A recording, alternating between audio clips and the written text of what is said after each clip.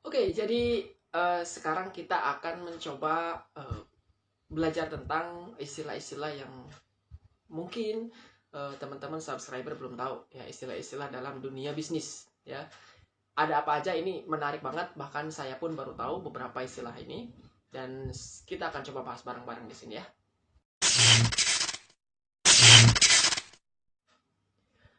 Oke, the first one. Jadi nomor satu ada istilah yang namanya adalah rank and yank ya. Pernah dengar nggak?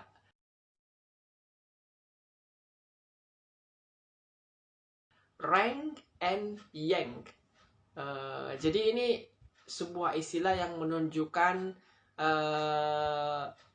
sebuah kasta gitu ya dalam posisi-posisi karyawan di sebuah perusahaan. Misalkan ya ada orang-orang tertentu yang memang dia di posisi elit gitu ya, posisi yang top. Kemudian ada orang-orang yang memang dia hanya bisa ditempatkan di posisi yang middle aja, yang tengah-tengah gitu ya. Tapi ada juga orang-orang yang memang dipaksa kayak gimana pun dia nggak bisa. Jadi dia itu berada di posisi yang paling bawah gitu. Nah ini kontroversial juga ketika ini diterapkan dalam sebuah manajemen perusahaan ya, khususnya untuk mereka-mereka yang posisinya yang di bawah ini gitu ya. Jadi ada sistem ranking di sana ya. Nah yang menjadi masalah adalah kalau misalkan si top manajemennya itu menerapkan bahwa yang paling rendah ini nih posisinya, kalau misalkan dia nggak perform sama sekali, mau tidak mau dia harus out dari perusahaan gitu kan, you got fired. Ya sudah gitu kan, perusahaan nggak butuh lu gitu kan, karena lu nggak bisa ngapa-ngapain, kurang lebih begitulah ya.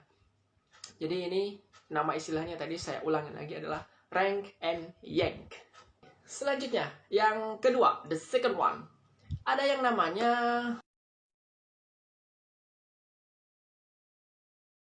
mark to market. Ini sebuah sistem di dalam akuntansi ya, mark to market. Jadi mark to market itu artinya adalah si pencatatan ini dia ditujukan untuk mengelabui ya. Jadi dinilai berdasarkan kondisi pasar, padahal sementara dalam pembukuannya dia itu mengalami kerugian. Jadi supaya orang lain nggak tahu bahwa perusahaannya itu merugi, dalam sistem akuntansi ini dia wah ini pasarnya bagus nih, berkembang terus.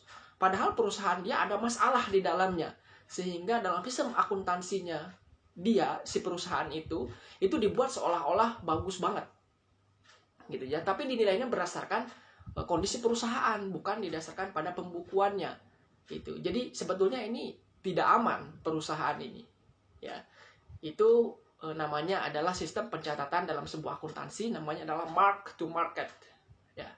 Oke, ingat ya, mark to market. The third one ya, nomor 3 selanjutnya adalah ada yang dinamakan dengan recall ya, recall, RECALL ya, recall. Jadi istilah ini bahasa Indonesianya kalau diartikan adalah penarikan ya, penarikan kembali. Jadi kalau misalkan kita sudah mendistribusikan barang ya, produk kita, produk perusahaan kita sudah ada di pasaran, ternyata ada something yang wah ini produk ini ada cacatnya lah meskipun sedikit ya. Misalkan kalau misalkan mobil itu airbagnya itu ada trouble ya, kemudian misalkan mesinnya ada macet-macet lah misalkan ya, everything apapun ya, kemudian ternyata sudah beredar di pasaran sangat luas, tapi ini akan membahayakan orang ya karena tidak sesuai dengan spek yang seharusnya, maka barang ini akan di recall ya, diambil kembali ya, ditarik kembali oleh perusahaan. Itu namanya recall. Selanjutnya ada yang dinamakan dengan swap ya, S W atau W O T, ya, SWOT.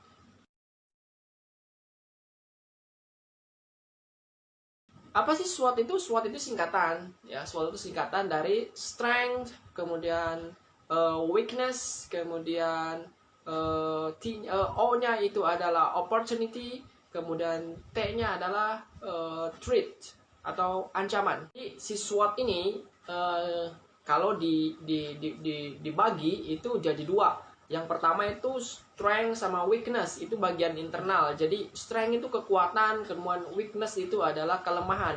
Jadi apa sih kekuatan dan kelemahan dari sebuah perusahaan itu? Itu kan adanya di internal. Nah, sementara di bagian eksternal, di bagian luar nih sebelah sini, itu yang dinamakan dengan tadi dua terakhir, ya, opportunity sama threats. Jadi opportunity itu adalah peluang, sedangkan threats itu adalah ancaman. Artinya peluang ini kan berasalnya dari luar, ya, ancaman juga dari luar.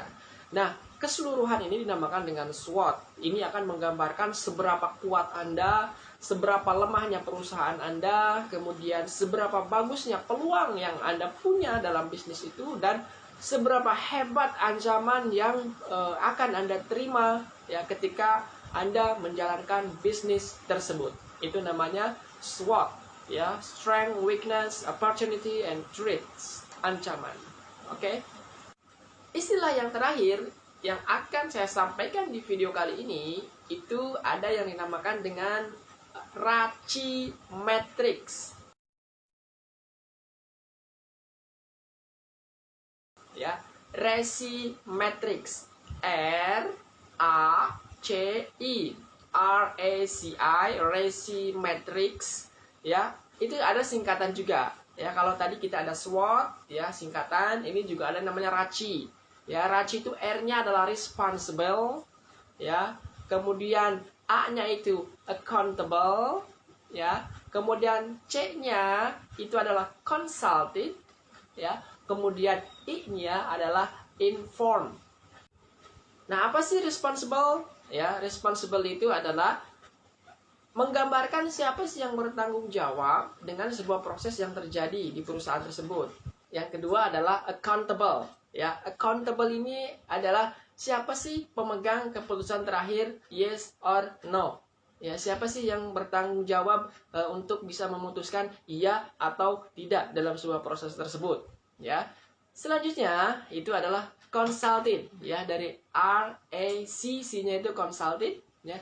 Artinya adalah menjelaskan siapa sih orang yang perlu diajak konsultasi mengenai sebuah proses yang ada dalam perusahaan tersebut, ya, atau dalam manajemen tersebut, ya. Jangan sampai kita itu ada masalah tertentu tapi konsultasinya salah, ya, salah orang, ya. Misalkan ada something yang di perusahaan ini stafnya kok begini, tapi misalkan konsultasinya langsung ke komisaris, itu sangat salah, ya. Harusnya misalkan konsultasinya adalah ke HR dulu, kemudian atau ke atasannya dulu, ya. Itu adalah consulting. Nah, yang terakhir itu ada yang dinamakan dengan inform. Jadi ini akan menunjukkan siapa aja sih yang orang-orang dalam manajemen tersebut atau dalam proses tersebut atau dalam perusahaan tersebut yang perlu diberi informasi. Jadi hanya diinformasikan saja dia, ya. Misalkan saya sebagai atasan, saya bukan sebagai penanggung jawab proses, bukan juga sebagai pemutus kebijakan yes or no, ya, untuk proses tersebut. Bukan juga orang yang perlu dimintai konsultasi sama yang lain aja, tapi saya cuma butuh informasinya aja, ya, butuh informasinya aja sebagai data pelengkap posisi saya sebagai atasan, ya, itu namanya inform. Ini ada dalam sebuah RACI Matrix. Nah, itu aja tadi. Ada berapa tadi ya? Ada 5, ya, ada 5 istilah yang coba saya kasih tahu gambarannya istilah-istilah tersebut apa. Barangkali di suatu saat teman-teman punya bisnis, kemudian ada partner bisnisnya yang istilah-istilahnya keren, misalkan itu, ya. Kemudian kita nggak ngerti kan, malu gitu, ya.